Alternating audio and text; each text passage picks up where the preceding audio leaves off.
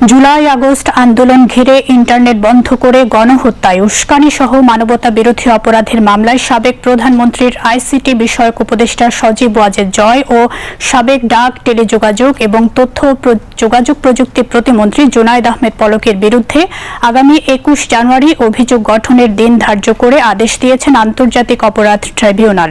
Tribunal ১-এর chairman বিচারপতি মোহাম্মদ গোলাম মুর্তজা মজুমদারের নেতৃত্বাধীন বিচারিক প্যানেলে আজ এই আদেশ দেন। এর আগে এই মামলায় অব্যাহতি চেয়ে সজীব ওয়াজেদ জয় ও জুনায়েদ আহমেদ পলকের আইনজীবীরা তাদের যুক্তিতর্ক উপস্থাপন করে। জুনায়েদ আহমেদ পলকের পক্ষে শুনানি করেছেন আইনজীবী লিটন আহমেদ। পলাতক থাকায় সজীব ওয়াজেদ জয়ের হয়ে লড়ছেন রাষ্ট্রনিযুক্ত আইনজীবী মঞ্জুর আলম। সকালে জুনায়েদ আহমেদ পলককে ট্রাইব্যুনালে হাজির করা হয়। এদিকে জুলাই গণঅভ্যুত্থান চলাকালে ফার্মগেট এলাকায় গোলাম নফিজকে গুলি করে হত্যার ঘটনায় সাবেক স্বরাষ্ট্রমন্ত্রী আসাদুজ্জামান খান কামাল, ডিএমপির সাবেক কমিশনার, সংক্ষিপ্ত থানার ওসি সহ পলাতক আসামিদের বিরুদ্ধে গ্রেফতারি পরোয়ানা জারির নির্দেশ দিয়েছেন আন্তর্জাতিক অপরাধ ট্রাইব্যুনাল।